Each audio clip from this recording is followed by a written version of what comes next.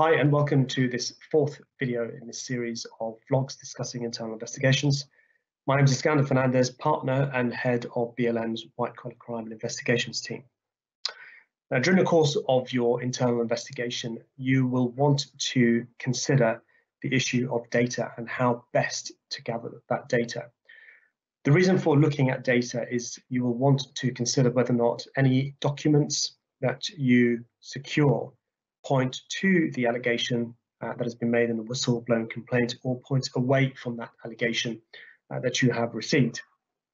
Now, there are likely to be a number of issues, particularly during the pandemic and the resultant lockdown, that you will experience when trying to gather that data. One issue would be accessing remote servers. If your business is up and running or has been up and running and you are able to access servers remotely,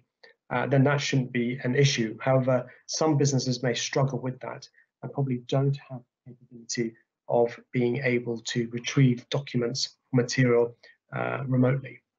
The other issue that you may well see is that if you are looking at securing laptops or physical devices from individuals that you're seeking to investigate and or interview, is being able to get that material to a particular location in order for that process, that data gathering process, to take place. Of course, that is not going to be easy because everyone is working from home and everyone is doing their utmost to abide to the social distancing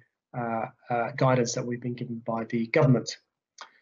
But if you get to the position where you are able to access servers remotely, or you are able to take physical control of a laptop or a work mobile phone,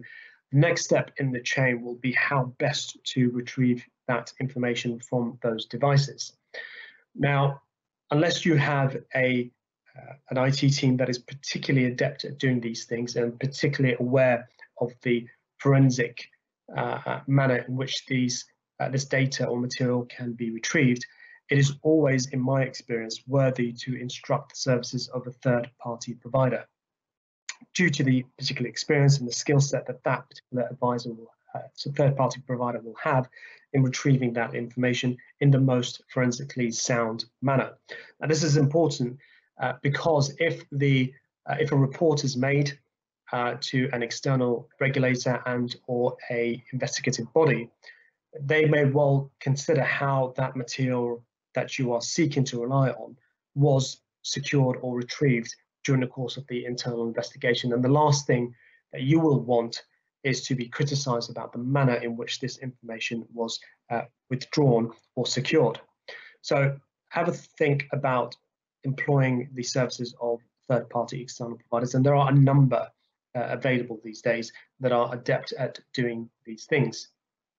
Another issue that you may well want to consider is that, by and large, employers not only use their devices in order to carry out day-to-day work, but on occasions some personal information may well be retrieved or may well be collated during the course of the investigation. You need to bear in mind of data protection laws that surrounds that. Now, data protection laws in itself, or legislation in itself, should not be a barrier to the internal investigation, but you should document the fact that you have considered this and justify the fact that some personal data may well have been retrieved, albeit not considered, and it was crucial for the purposes of the internal investigation.